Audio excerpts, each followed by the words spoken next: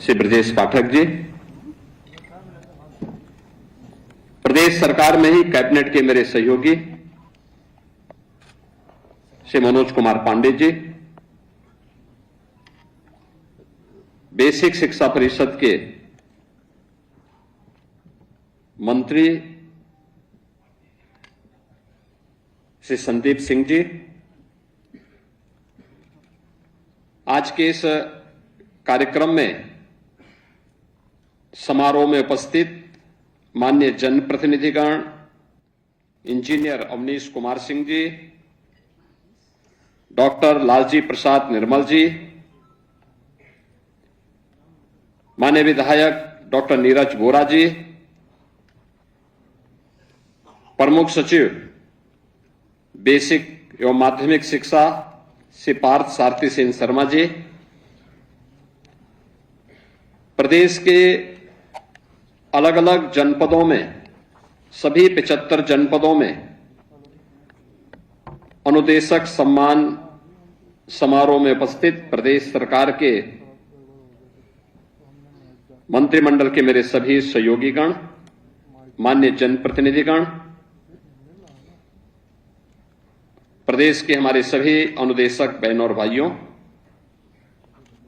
सबसे पहले आज के सम्मान समारोह के अवसर पर जो आपके परिश्रम को, आपकी लगन को सरकार के द्वारा मान्यता देकर के आज एक मानदेय बढ़ोतरी के कार्यक्रम के साथ आपको जोड़ा गया है, मैं इस अवसर पर आप सबको हृदय से बधाई देता हूं।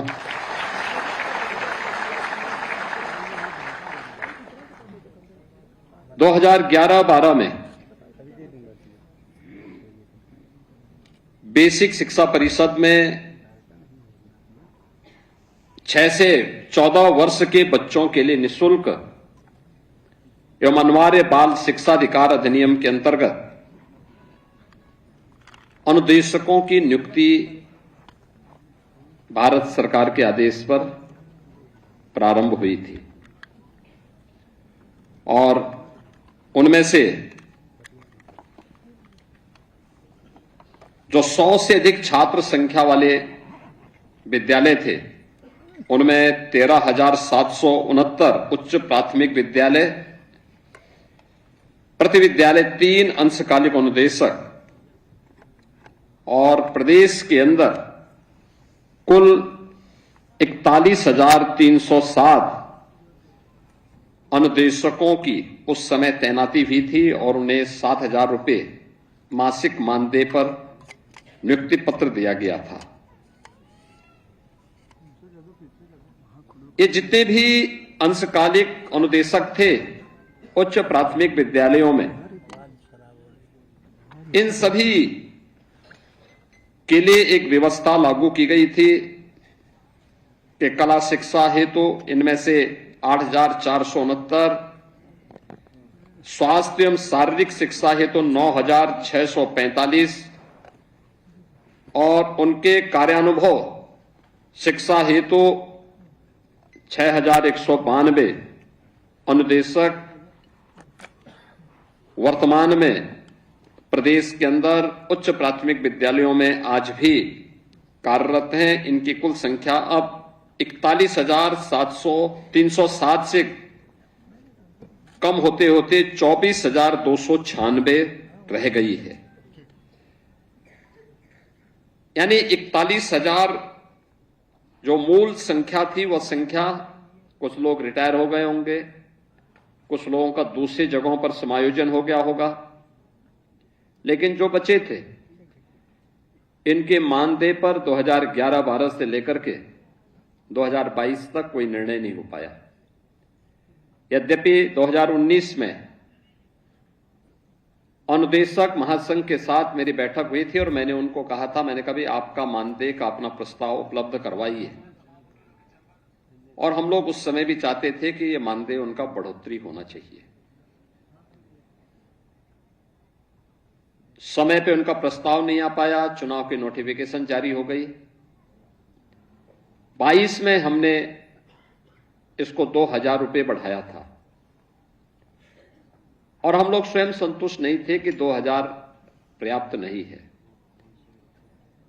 क्योंकि न्यू अक्सर दिखाई नहीं देती, लेकिन वो सबसे कठिन कार्य होता है।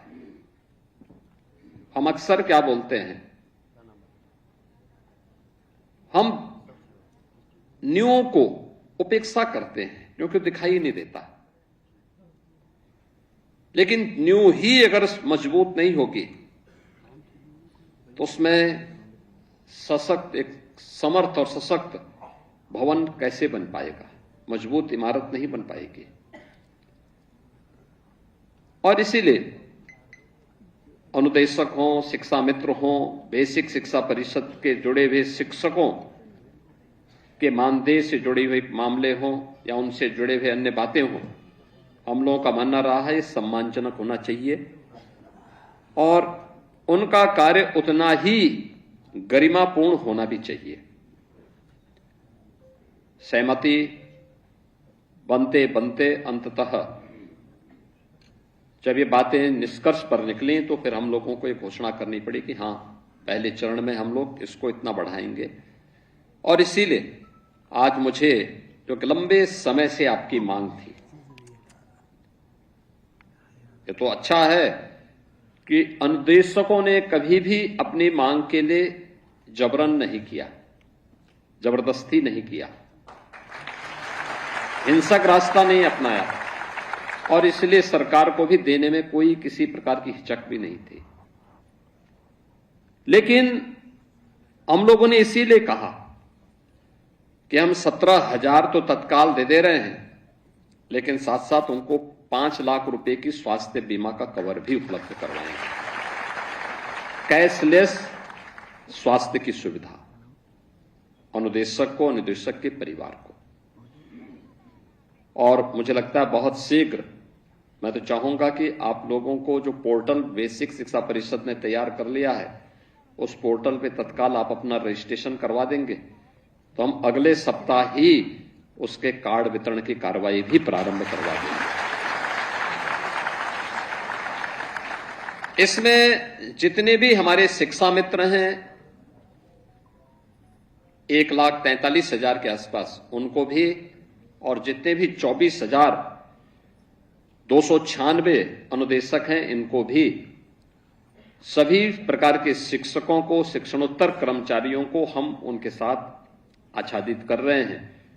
और ये आवश्यक भी है, क्योंकि जो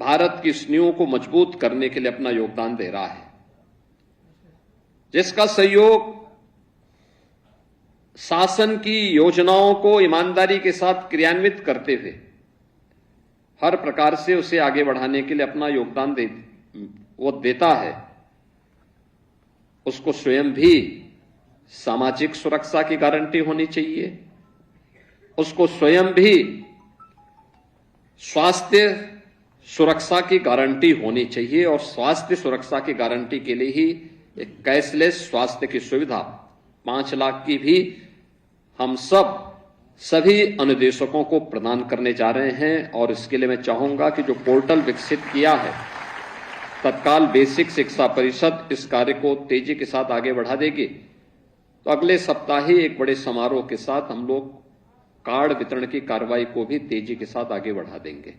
और मुझे लगता है कि ये आज की आवश्यकता है और इस कार्यक्रम को हम तेजी के साथ आगे बढ़ाने का कार्य भी करेंगे। सबसे बड़ी बात यह है उस संवेदना की है, जो संवेदना 2011-12 में नियुक्ति के बाद शासन की जुड़नी चाहिए थी। 11-12 के बाद, 11 वर्ष के बाद मानदेय केवल हमारी सरकार बढ़ा पाई थी 2,000 रुपये, और 22 के बाद फिर 26 में आज फिर से हम लोगों ने इस मानदेय की बढ़ोतरी के साथ आज आपको यहां पे चेक भी वितरित किए हैं और तत्काल इसको लागू भी कर दिया है। पैसा आपके अकाउंट में मिल जाएगा। इसके साथ ही कैशलेस की सुविधा भी इसके साथ जोड़ दी गई कि आप इसका रजिस्ट्रेशन करवा दें, पोर्टल में जैसे रजिस्ट्रेशन होगा हम उसके कार्ड के वितरण की कार्रवाई भी शुरू कर देंगे, क्योंकि ये आपको स्वास्थ्य की सुविधा के साथ उस सुरक्षा की गारंटी देगी जो आप एक बच्चे को उपलब्ध करवाते हैं। हम लोगों ने 19 में एक और व्यवस्था दी थी, और वह दी थी 6 माह का मानदेय सहित मातृत्व अवकाश का भी सुविधा। ये हमारी सरकार ने 2019 में भी प्रदान किया था। यानी ये सरकार की संवेदना को बताता है कि केवल सरकार बोल नहीं रही है, बल्कि वह करके दिखा भी रही है। और उन सब कार्यों के साथ हम लोगों ने 23 में एक और व्यवस्था की थी कि स्वेच्छा से विद्यालय परिवर्तन का विकल्प भी हम लोगों ने दिया था, और 4000 से अधिक अनुदेशकों को उनकी स्वेच्छा के अनुसार विद्यालय भी परिवर्तन करने का अधिकार दिया। आज हमारा जो कैशलेस जो ये मानदेय बढ़ोतरी का है और 1 अप्रैल से लागू हो गया है, मई में आपका वो मानदेय प्राप्त हो गया होगा। सबसे महत्वपूर्ण बात यह है कि आपके परिश्रम के कारण आज बेसिक शिक्षा परिषद की कायाकल्प होती हुई दिखाई दी है। हम मानते हैं कि जब राजनीतिक नेतृत्व ही भ्रष्ट हो और निर्णय का शिकार हो, स्वयं दिग्भ्रमित हो, तो अपने असफलता का दोषारोपण शिक्षकों पर, अनुदेशकों पर या अन्य कार्मिकों पर नहीं थोपा जाना चाहिए। यही होता था जब बेसिक शिक्षा बंजर जैसी स्थिति में थी, तो बंदी के कगार पर थी, अव्यवस्था का सा वातावरण था। 2017 में मेरे पास बहुत सारे प्रस्ताव ऐसे आए थे जो पहले से लंबित भी थे कि साहब 100 से कम बच्चे हो गए हैं, अनुदेशकों की सेवाएं समाप्त कर दी जाए। हमने कहा भाई आप ये प्रस्ताव लेके आए हैं तो पहले आप ये बताइए कि आपकी सेवा का हम क्या करेंगे।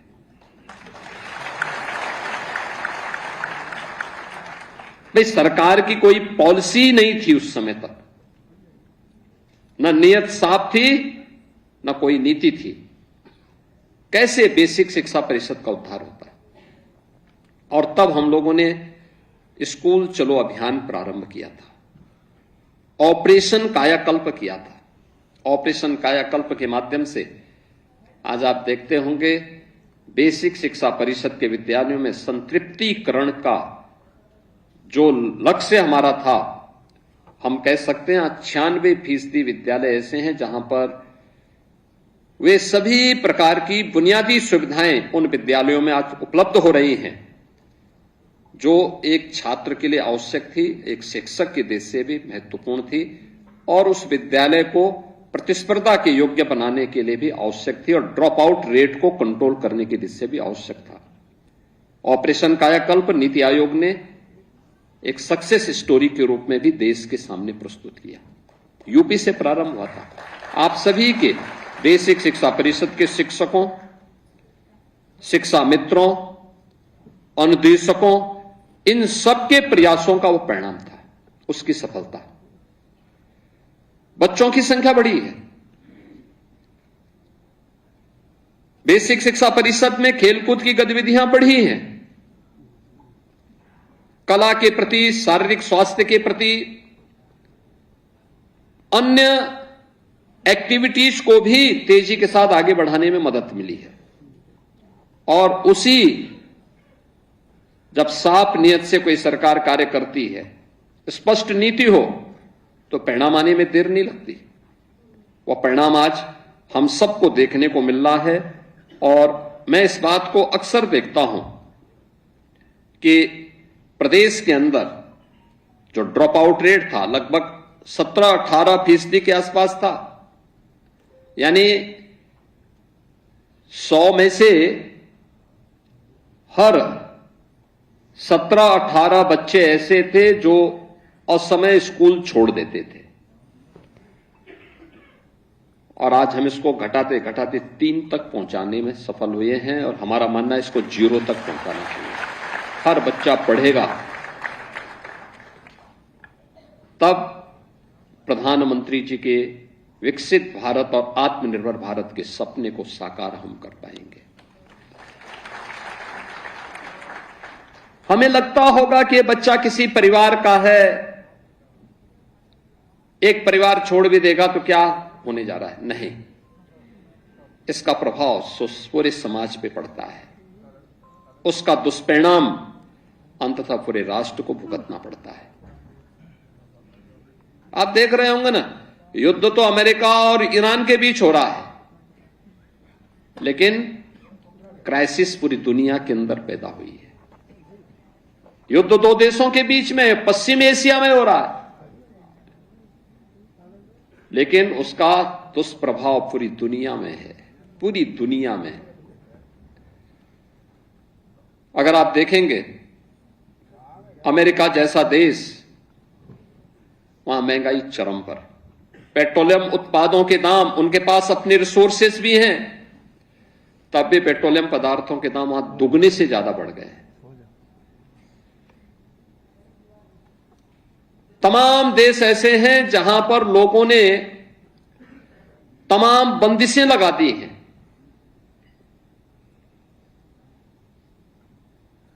भारत के अंदर हमारे पास यशस्वी नेतृत्व प्रधानमंत्री मोदी जी के रूप में है, जिन्होंने अपने स्तर पर, अपने दम पर, अपने बल पर भारत को और भारत के नागरिकों के हित के लिए उस प्रकार के निर्णय लिए हैं। हम सबका दायित्व बनता है कि हम भी वर्तमान की इन परिस्थितियों में जो एक वैश्विक चुनौती है, उस वैश्विक चुनौती में प्रधानमंत्री मोदी जी के साथ खड़े होकर के पूरी मजबूती के साथ देश के बारे में उनकी सोच को आगे बढ़ाने में हम भी मदद करें। लेकिन जो मेरा कहना था कि विवाद तो है ईरान और अमेरिका के बीच, लेकिन खामियाजा पूरी दुनिया को, लगभग 200 देशों को भुगतना पड़ रहा है और दुनिया के लगभग 800 करोड़ लोगों को इसका भुक्तभोगी बनना पड़ रहा है। ऐसे ही समाज में होता है, एक व्यक्ति अगर शिक्षा से वंचित होता है तो उसका दूरगामी दुष्परिणाम पूरी सोसाइटी को, पूरे देश को भुगतना पड़ता है। और इसलिए हम लोगों का दायित्व बनता है कि वह बच्चा स्कूल जरूर जाए। यह जरूरी नहीं कि हर व्यक्ति मेरिटोरियस होगा, ऐसा नहीं है। देखिए, हर व्यक्ति में कुछ न कुछ गुण अच्छे होंगे, कुछ अच्छे होंगे, किसी एक फील्ड में वो अच्छा होगा। कोई अच्छा स्पोर्ट्स पर्सन होगा, कोई अच्छा कलाकार होगा, कोई अपने किसी एक विषय का विशेषज्ञ होगा, किसी एक फील्ड का एक्सपर्ट होगा। हमें उसकी उस प्रतिभा को उजागर करना, उसको उस फील्ड में आगे बढ़ने के लिए प्रेरित करना। यह आवश्यक नहीं कि अच्छा कलाकार, कोई अच्छा कलाकार अच्छा मेरिटोरियस छात्र भी रहा हो। यह आवश्यक नहीं कि कोई अच्छा वैज्ञानिक एक अच्छा कलाकार भी हो सकता हो। यह आवश्यक नहीं कि कोई अच्छा इंजीनियर या अच्छा चिकित्सक एक अच्छा कवि भी हो जाए, नहीं हो सकता। बिरले लोगों में गुण होंगे, लेकिन अलग अलग फील्ड की, अलग अलग क्षेत्र की संभावना उनके अंदर छुपी हुई है, उन बच्चों के अंदर छुपी हुई है। इसलिए उनको मारना नहीं, पुचकारना है, आगे बढ़ने के लिए प्रेरित करना है, प्रेरित करना है, एक रास्ता दिखाना है, सही राह दिखानी है। और सही राह दिखाने में आपकी एक बड़ी भूमिका हो सकती है, और यह शुरू होता है अनुशासन से। आत्मानुशासन सबसे बड़ी बात होती है। समय पे विद्यालय जाना, विद्यालय के परिवेश और परिसर को स्वच्छ और सुंदर बनाए रखने में योगदान देना, उनमें बच्चों को भी प्रेरित करना। अभी पाठक जी जो कह रहे थे, स्कूल में जाते थे हम लोग, कैसे वहां पे पढ़ते थे, बुनियादी सुविधाओं का अभाव था, लेकिन तब भी बच्चों की संख्या भी अच्छी होती थी, एक सामूहिकता का भाव होता था। पानी बच्चे लेके आते थे, सब लोग उसी पानी को सेवन भी करते थे। सफाई, परिसर की सफाई बच्चे स्वयं करते थे। मैं कभी कभी भौचक रहता हूं, और मैं मीडिया के मित्रों से भी कहूंगा कि जब बच्चे कहीं श्रमदान करते हैं तो दिखाते हैं, देखो बच्चों से काम कराए जा रहे हैं। अरे क्या बुरा हो रहा है, क्या बुरा हो रहा है? और मैं तो बेसिक शिक्षा परिषद से कहूंगा, ऐसे शिक्षकों के खिलाफ कार्रवाई नहीं करनी चाहिए, उन्हें सम्मानित करना चाहिए। और भारत की भावी पीढ़ी को तैयार कर रहे हैं, जो चुनौती का मुकाबला करने के लिए उन बच्चों को तैयार कर रहे हैं। छोटे छोटे उस पर हम लोग अनावश्यक रूप से उसको, जो वायरल होते हैं ऐसे वीडियो, उस आधार पर हम लोग एक्सप्लेनेशन कॉल करते हैं। स्पष्टीकरण नहीं मांगना चाहिए, उसको बुला के सम्मानित करना चाहिए। अच्छा क्या बच्चों को तैयार कर रहे हैं। ये बच्चे अगर उस योग्य बनेंगे नहीं तो उसको छुई मुई मत बनाइए। आपने देखी होगी ना, एक घास होती है गांव में, ऐसे हाथ लगाओ तो एकदम मुरझा जाती है। ऐसा नहीं भाई, उसको ऐसा बनाओ प्रचंड तेज हो उसमें, कोई हाथ लगाने में भी डरे। वह तेज होना चाहिए उस बच्चे में, और वह शिक्षा से पैदा होगा, संस्कारों से पैदा होगा। स्वच्छता के प्रति उसे मजबूती के साथ उसके जीवन का हिस्सा बना करके प्रत्येक गुण उसके मन में आने चाहिए। अच्छी बुराई सारी चीजें एक साथ मिलकर के चलेंगे, उसके मन में अच्छे और बुरे का भेद करने की सामर्थ्य विकसित करने की आवश्यकता है, और वह कार्य आप कर सकते हैं। बहुत सारे सफल प्रयोग बेसिक शिक्षा परिषद ने पिछले 9 वर्ष के अंदर किए, और ये 9 वर्षों के अंदर किए गए प्रयासों का परिणाम है।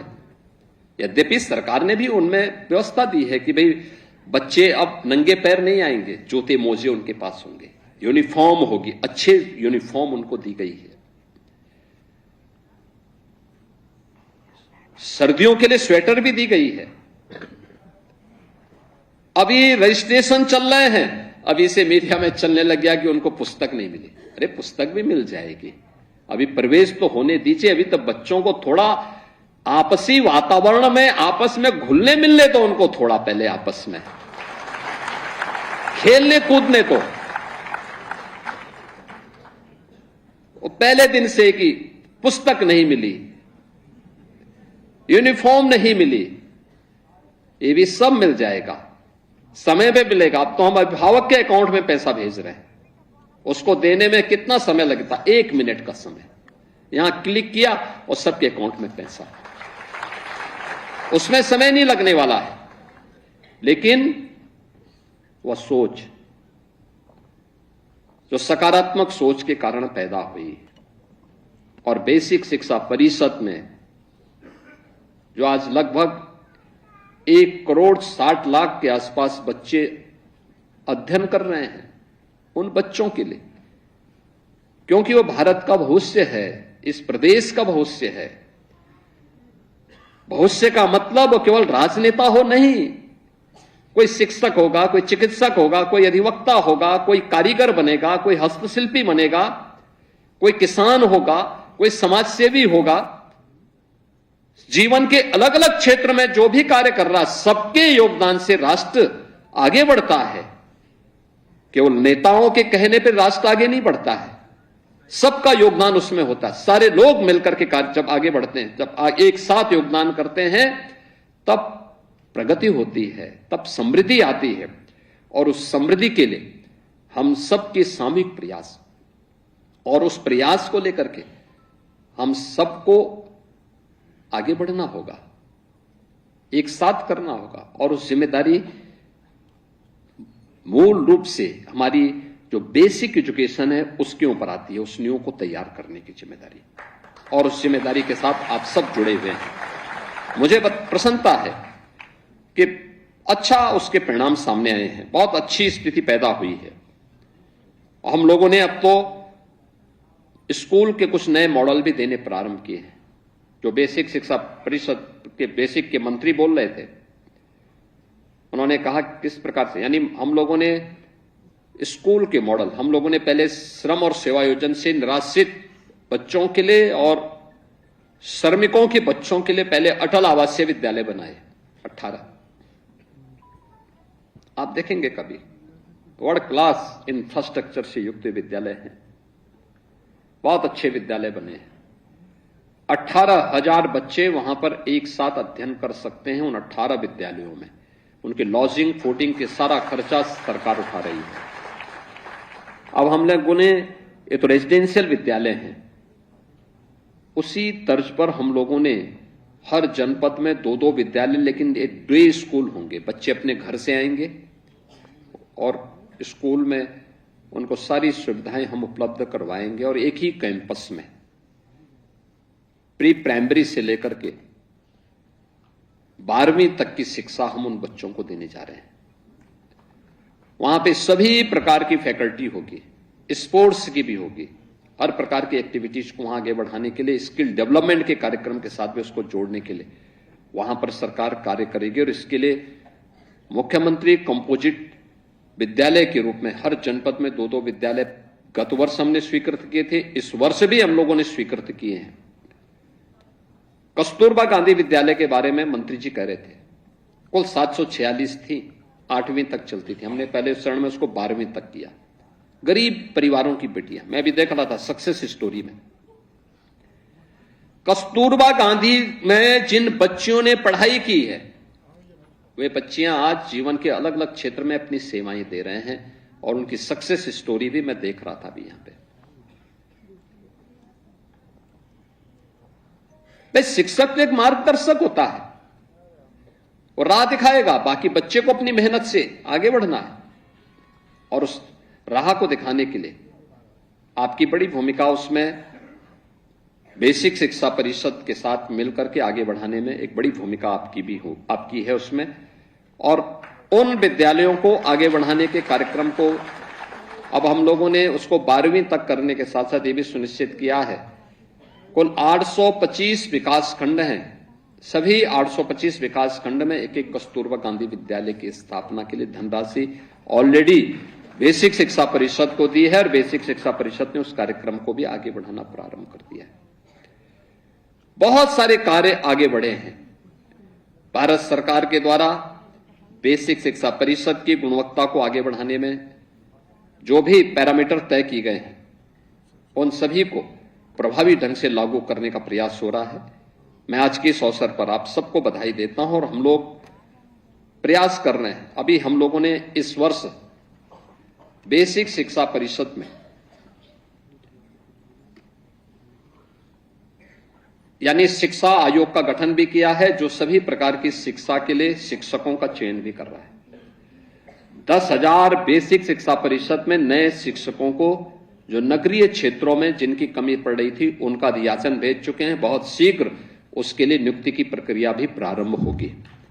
और ऐसे ही प्राथमिक विद्यालयों में यानी उच्च प्राथमिक विद्यालयों में शिक्षा के सुधार के लिए अनुदेशकों की नियुक्ति की प्रक्रिया को भी हम इसके साथ जोड़ने जा रहे हैं। कुछ नए अनुदेशक भी हम इसके साथ जोड़ने जा रहे हैं। मेरा मानना है ये 20,000 की संख्या बेसिक शिक्षा परिषद की कायाकल्प को और मजबूती के साथ आगे बढ़ाने में मदद करेगी। और छात्र शिक्षक रेशियो को, क्योंकि छात्रों की संख्या बढ़ी है तो शिक्षक का अनुपात भी उसी प्रकार से बढ़ेगा।